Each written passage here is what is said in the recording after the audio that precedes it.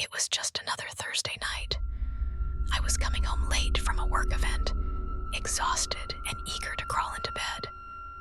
The subway had stopped running by the time I wrapped up, and the thought of waiting for a bus in the chilly autumn air wasn't appealing. So, I did what I always do when I need to get somewhere fast and don't want to think about it. I ordered an Uber. I'd been using Uber for years, never had any issues. Sure, I'd had a few chatty drivers when all I wanted was silence, but that was the worst of it. Until that night. The notification pinged, and a black sedan pulled up to the curb just as I stepped out of the building. Perfect timing. The driver's name was John, and he had a solid rating. I didn't give it much more thought as I slipped into the back seat, throwing my bag beside me. "Good evening," John greeted, glancing at me through the rearview mirror. His voice was smooth, polite, nothing out of the ordinary. He wore a baseball cap that cast a shadow over most of his face, but I could see a sliver of a smile. "Hey," I replied, leaning back and letting the tension in my shoulders melt away. I was too tired for small talk, so I pulled out my phone and checked my emails while the car started moving. At first, everything was fine. We were heading in the right direction, the familiar streets of the city passing by in a blur outside the window. I didn't even bother to double-check the route. I never do.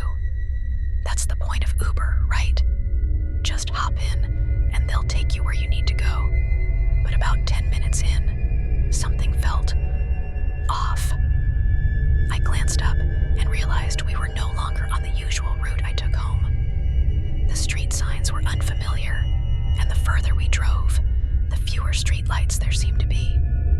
The city's busy hum faded into the distance, replaced by the eerie quiet of an industrial area I didn't recognize. I cleared my throat. I think we're going the wrong way." John didn't respond at first. He just kept driving, his hand steady on the wheel. My phone buzzed in my hand, and I saw the Uber app had updated, showing the route had changed. "Hey," I said louder this time, my voice breaking the silence that was starting to feel suffocating. "This isn't the way to my place." Finally, John glanced at me through the rearview mirror again. His eyes were darker than before, less friendly. "Don't worry," he said, his voice still calm, almost too calm. "I know a shortcut." A chill ran down my spine. Every instinct I had was screaming that something wasn't right. "There's no shortcut this way. I've lived here for years." He didn't answer. Instead, he kept driving, his foot pressing harder on the gas. My heart began to race, the initial sense of fatigue long gone, replaced by a surge of adrenaline. I checked the app again. The arrival time had been extended by another 20 minutes, and the map showed we were heading out of the city entirely. "Stop the car," I demanded, trying to keep my voice steady, though panic was creeping into my throat. "Let me out now." John's eyes flicked back to me in the mirror, his lips curling into a smirk. "Relax," he said softly. But there was something sinister in the way he said it, something that made my skin crawl. "You're safe." I wasn't safe. I could feel it deep in my bones. I quickly texted my location to a friend, my fingers shaking as I tried to look calm, not wanting to provoke him. He took a turn down a narrow road, trees closing in on either side. No more streetlights, no more buildings, just darkness. My breath caught in my chest, and I fumbled for the door handle. Locked, of course. "What are you doing?" I asked, the fear now obvious in my voice. "Where are you taking me?" John didn't answer. The road was getting rougher, bumpier, like we were heading deep into some forgotten part of the city. My thoughts were racing. Should I call the police? Jump out of the car? But we were moving too fast, and I wasn't sure if I could think straight enough to come up with a plan. "Let me out," I said again, this time more forceful, though the shaking in my voice betrayed my fear. "Right now." his breath. "You really need to calm down."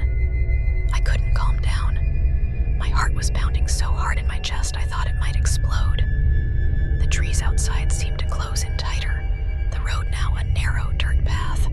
No other cars in sight, no one around for miles. My fingers fumbled to dial 911, but I didn't want him to see. If he realized what I was doing, I didn't know what he'd do. Then, as suddenly as we had veered off course, the car slowed down. We came to a stop in the middle of nowhere, just woods surrounding us on every side. John turned around in his seat, fully facing me now, and for the first time, I got a good look at him. His face was pale, almost too pale, and his eyes were cold, calculating. "Get out," he said, his voice low and menacing. My heart stopped. "What?" I asked, my voice barely a whisper. I said, "Get out," he repeated.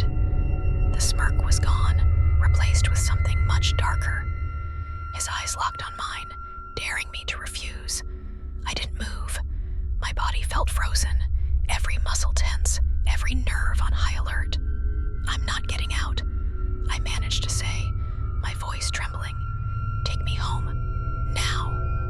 For a moment, he didn't respond. He just stared at me, his eyes narrowing. And then, without warning, he unlocked the doors.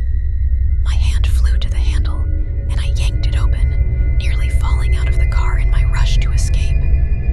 I stumbled onto the dirt road, my legs shaking, and turned to see John still sitting there, watching me. He didn't drive off. He just watched, his eyes following me as I backed away. I didn't wait to see what he would do next. I bolted, running as fast as I could toward the distant lights of the highway in the distance. I could hear the car revving up behind me, the engine growling as he idled, watching, waiting. But he didn't follow. To this day, I don't know what he wanted or why he let me go. But every time I call an Uber now, I can't shake the feeling that the next driver might not.